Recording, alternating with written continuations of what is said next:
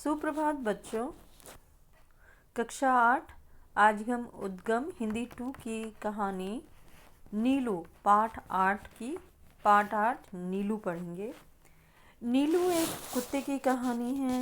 आपको पता है कि कुत्ता एक बहुत ही वफादार प्राणी होता है और जितनी हम मोहब्बत उससे करते हैं उससे कई गुना मोहब्बत आप उसे एक बार प्यार से पुचकार देंगे, वो कभी नहीं भूल देगा। जब जब आप उसे देखेंगे वो आपके पीछे दुम दुम हिलाता हुआ चला आएगा।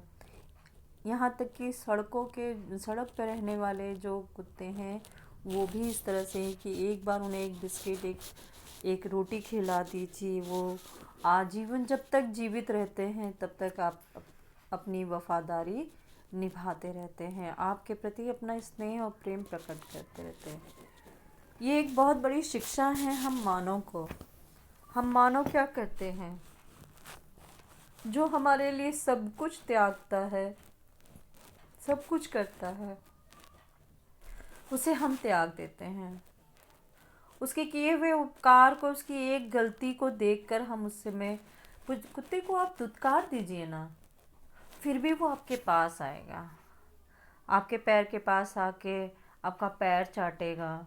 इसका मतलब ये नहीं है कि वो बुरा है।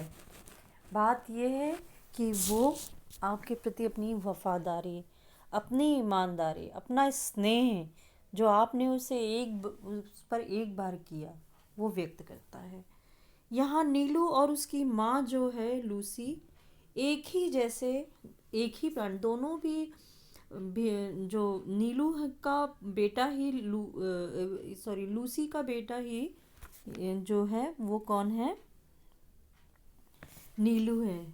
और दोनों ही माँ बेटे एक समान हैं बिल्कुल।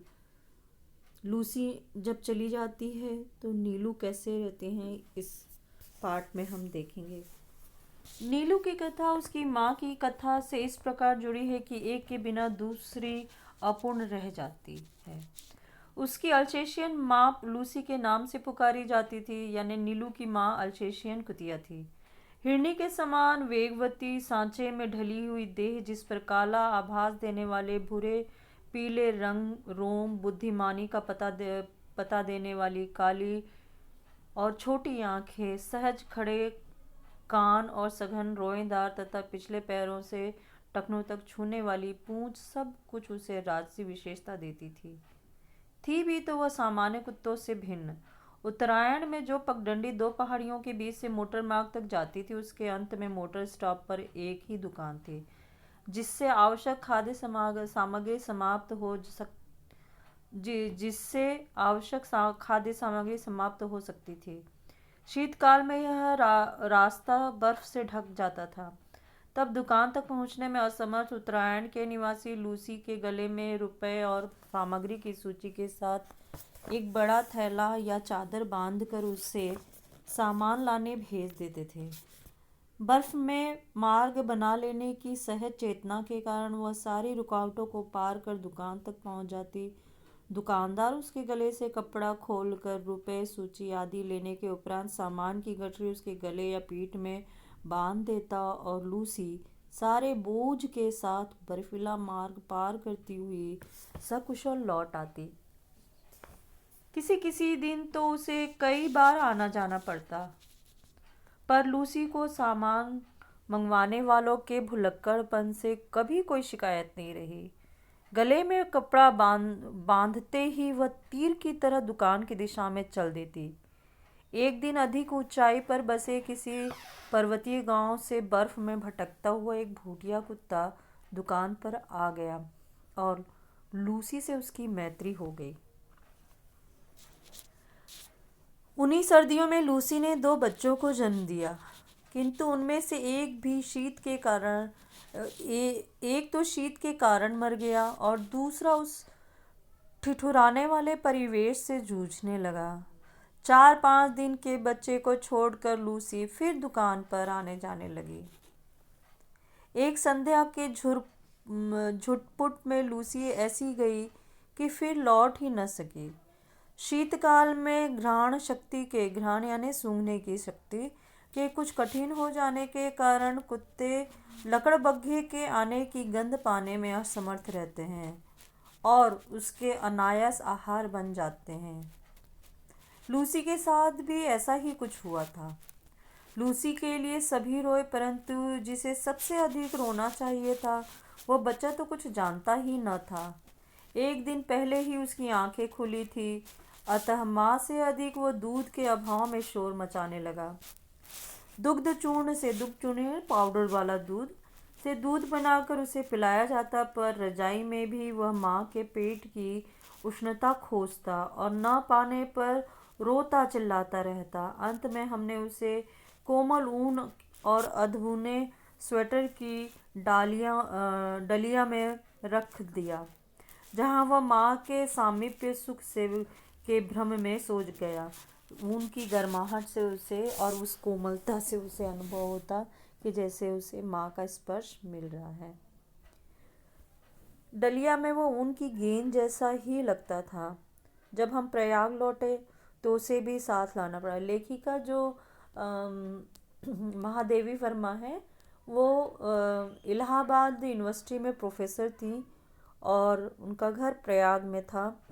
तो वो प्रयाग जो आती थी, जब वो उत्तराखंड से प्रयाग आई तो उसे भी साथ ले आई। कहाँ छोड़ती है उस बच्चे को। बड़े होने पर रोमों के भूरे, पीले और काले रंगों के मिलन से जो रंग बनता था वह एक विशेष प्रकार का धूप छाई हो गया था। धूप पड़ने पर एक ही झलक मिलती थी, छां में दूसरे की और दिए के उजाले में तीसरे की।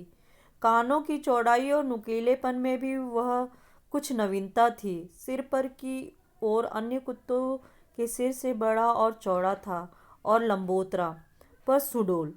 पूंछ अल्सेशियन कुत्तों की पूंछ के समान सघन रोमों से युक्त पर ऊपर की ओर मुड़ी कुंडलीदार थी। पैर अल्सेशियन कुत्ते के पैरों के समान लंबे पर पंजे भूटिये के समान मजबूत, चौड़े और मुड़े हुए नाखूनों से युक्त थे। उस गोल और काली कोर वाली आंखों का रंग शहद के रंग के समान था, जो धूप में तरल सुनहला हो जाता था और छाया में जमे हुए मधु सा पारदर्शी लगता था। आकृति की विशेषता के साथ उसके बल और स्वभाव में भी विशेषता थी। ऊंची दीवार को वह एक छलांग में पार कर लेता था। रात्रि में उसका एक बार भौंकना ही वातावरण की स्तब्धता को कंपित कर देता था। शांत वातावरण में उसकी भौंक जो थी वो सब आवाज की उसकी कंपन पैदा कर देती थी। मैंने अनेक कुत्ते देखे और पाले, किंतु कुत्ते के दैन्य से रहित और उसके लिए अलभ्य दर्प से युक्त मैंने केवल नीलू को ही देखा है। उसके प्रिय से प्रिय खाद्य को भी यदि अवज्ञा के साथ फेंक कर दिया जाता तो वह उसकी ओर देखता तक नहीं था। खाना तो दूर की बात थी, यदि उसे कोई बात पर झिड़क भी दिया जाता तो बिना मनाए वह मेरे सामने न आता था। ये आदतें होती हैं इनमें। विगत 12 वर्षों से उसका बैठने का स्थान मेरे घर का बाहरी बरामदा ही रहा, जिसकी ऊपरी सीढ़ी पर पोर्टिको के समान बैठकर वह प्रत्येक आने जाने वाले का निरीक्षण करता रहता था। मुझसे मिलने वालों में वह प्रायः सबको पहचानता था। किसी विशेष परिचित को आया हुआ देखकर वह धीरे धीरे आकर मेरे कमरे के दरवाजे पर खड़ा हो जाता था। उसका इस प्रकार आना ही मेरे लिए किसी मित्र की उपस्थिति की सूचना थी। मुझसे आ रही हूँ सुनने के उपरांत वह पुनः बाहर अपने निश्चित स्थान पर जाकर बैठ जाता था। कुत्ते भाषा नहीं जानते, लेकिन ध्वनि पहचानते हैं। नीलू का ध्वनि ज्ञान इतना विस्तृत और गहरा था कि इससे कुछ कहना भाषा जानने वाले मनुष्य से बात करने के समान हो जाता था।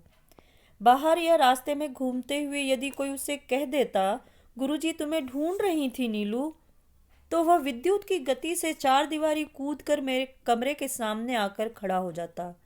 फिर कोई काम नहीं है जाओ कहने से पहले वह मूर्तिवत एक स्थिति में ही खड़ा रहता। कभी कभी मैं किसी कार्य में व्यस्त होने के कारण उसकी स्थिति जान उपस्थिति जान ही नहीं पाती और उसे बहुत समय तक बिना हिले ढुले खड़ा रहना पड़ता था। सावधान स्थिति में खड़ा रहता था वो। हिंसक और क्रोधी भूटिये बाप और आखेट प्रिय अल्सेशियन माँ से जन्म पाकर भी उसमें हिंसा प्रवृत्ति का कोई चिन्ह नहीं था। 13 वर्ष के जीवन में भी उसे किसी पशु पक्षी पर झपटते या मारते नहीं देखा गया। उसका यह स्वभाव मेरे लिए ही नहीं, सब देखने वालों के लिए आश्चर्य की घटना थी। मेरे बंगले के रोशनदानों में प्राय गौरैया तिनकों से घोंसला बना लेती थीं। मुझे उनकी परिश्रम पूर्वक बनाए हुए घोंसले उजाड़ना अच्छा नहीं लगता था, अतः कालांतर में उनमें अंडों और पक्षी शावकों की सृष्टि बस जाती थी। कुछ अंकुर जैसे पंख निकलते ही वे पक्षी शावक उड़ने की असफल प्रयास में रोशनदानों से नीचे गिरने लगते थे। इन दिनों नीलू उनके सतर्क पहरेदार का कर्तव्य संभाल लेता था। उसके भय से कोई भी कुत्ता बिल्ली उन नादान उड़ने गिरने वालों को हानि पहुंचाने का साहस नहीं कर पाता था। कभी कभी बहुत छोटे पक्षी शावकों को पुनः घोंसले में रखवाने के लिए वह उन्हें होले से मुख में दबाकर मेरे पास ले आता था। जब तक रोशनदान में सीढ़ी लगवाकर मैं उन बच्चों को घोंसले में पहुंचाने की व्यवस्था न कर लेती, तब तक वह या तो बड़ी कोमलता से उन्हें मुंह में दबाए रखता था या मेरे हाथ में रखकर प्रतीक्षा की मुद्रा में देखता रहता था। सवेरे नियमानुसार जब मैं मोर खरगोश आदि को दाना देने निकलती तब वह चाहे जाड़ा हो चाहे बरसात मुझे दरवाजे पर ही मिलता और मेरे साथ साथ ही घूमता। पक्षियों के कक्ष में 2 फुट ऊंची दीवार पर जाली लगी हुई थी। नीलू दीवार पर दोनों पंजे रख कर खड़ा हो जाता और अपनी गोल गोल आंखें घुमा के प्रत्येक का और उसमें रहने वाले का निरीक्षण करता रहता। बहुत ध्यान से सबको देखा करता था नीलू। बच्चों, अगला भाग इसका मैं अगले वीडियो में आपको भेजती हूँ। ठीक है, तब तक आप अपना ध्यान रखें।